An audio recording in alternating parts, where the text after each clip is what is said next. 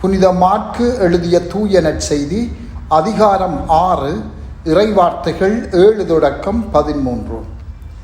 அக்காலத்தில் இயேசு 12 தம்மிடம் வரவழைத்து அவர்களை இருவராக அனுப்பத் தொடங்கினார். அவர்களுக்கு தீய ஆவிகள் மீது அதிகாரமும் அளித்தார். மேலும் பயணத்திற்கு கைத்தடி தவிர உணவு, பை, இடைக்கச்சையில் செப்பு காசு முதலிய வேறு எதையும் நீங்கள் எடுத்துக்கொண்டு போக வேண்டாம். ஆனால் மிதியடி போட்டுக்கொள்ளலாம். அணிந்திருக்கும் அங்கி ஒன்றே போதும் என்று அவர்களுக்கு கட்டளையிட்டார். மேலும் அவர், நீங்கள் எங்கேயாவது ஒரு வீட்டுக்குள் சென்றால் அங்கிருந்து புறப்படும் வரை அவ்வீட்டிலேயே தங்கியிருங்கள். உங்களை எந்த ஊராவது ஏற்றுக்கொள்ளவோ உங்களுக்கு செவிசாய்க்காமலோ போனால் அங்கிருந்து வெளியேறும்போது உங்கள் கால்களில் படிந்துள்ள தூசியை உதறிவிடுங்கள். இதுவே அவர்களுக்கு எதிரான சான்றாகும் என்று அவர்களுக்கு கூறினார். அப்படியே அவர்கள் புறப்பட்டு சென்று மக்கள் மனம் மாற வேண்டுமென்று பறைசாற்றினார்கள். பல பேய்களை ஓட்டினார்கள்.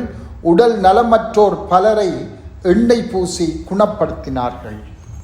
சிந்தனை: இயேசு 12 அழைத்து தீய ஆவிகள் மேல் அவர்களுக்கு அதிகாரம் கொடுத்து அவர்களை இருவராக பணிக்கு அனுப்புகின்றார்.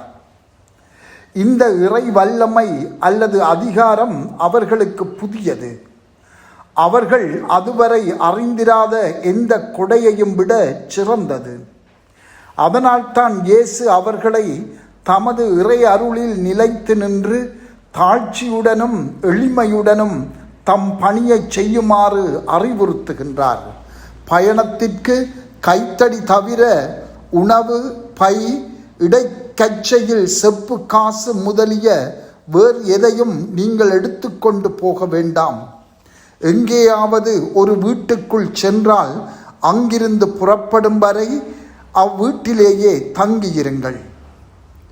12 இது ஒரு முக்கிய தருணம். இயேசுவின் பொது பணியின் முதல் அரை பகுதியில் 12 ஆண்டவரின் மாணவர்களாக இருந்து அவருக்கு செவிசாய்த்தனர், அவருடன் போய் வந்தனர், அவருடன் செபித்தனர், கடவுளின் இறையாட்சியை பற்றி கற்றுக்கொண்டனர். இப்போது இயேசுவின் பெயரால் அவரது அதிகாரத்தோடு பணி செய்ய வேண்டிய நேரம் வந்தது. அப்போது அவர்கள் இருவராக சென்று சுற்றியுள்ள நகர்களிலும் கிராமங்களிலும் மனம் திரும்ப வேண்டுமென்று போதித்தார்கள். அப்போது ஆச்சரியமானதொன்று நடந்தது. அவர்கள் கடவுளின் வல்லமை தங்களூடாக செயலாற்றுவதையும் வாழ்வு மாறுவதையும் கண்டார்கள். அவர்களுடைய வார்த்தைகள் செயல்களின் புதிய வல்லமையுடன் அற்புதங்கள் நடப்பதையும் பேய்கள் தமது முன்னிலையிலேயே தப்பியோடுவதையும் கண்டு அவர்கள் ஆச்சரியப்பட்டு நின்றார்கள். இயேசு தமது திரு அவையை கட்டியெழுப்பவும் அடித்தளமாக மாற்றுவதற்கான தனித்துவமான பணி திருத்தூதர்களிடம் ஒப்படைக்கப்பட்டிருந்தாலும் இந்த பணியிலே நாம் எங்களை பார்க்க வேண்டும். நாம் செய்யும் அல்லது செய்ய வேண்டிய பணிகளுக்கு ஏற்ப நமக்கு அசுத்த ஆவிகள் மீது அதிகாரம் அளிக்கப்பட்டுள்ளது.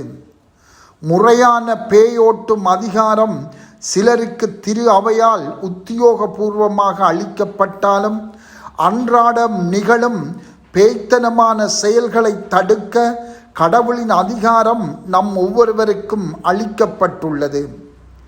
இறையருளில் நிலைத்து நின்று அதே அருளால் தீமையின் மீதான கிறிஸ்துவின் வெற்றியில் பங்கு கொள்கிறோம். சாத்தானின் செயல்களை தடுக்கின்றோம். அவனது பொய்களை வெளிப்படுத்துகின்றோம்.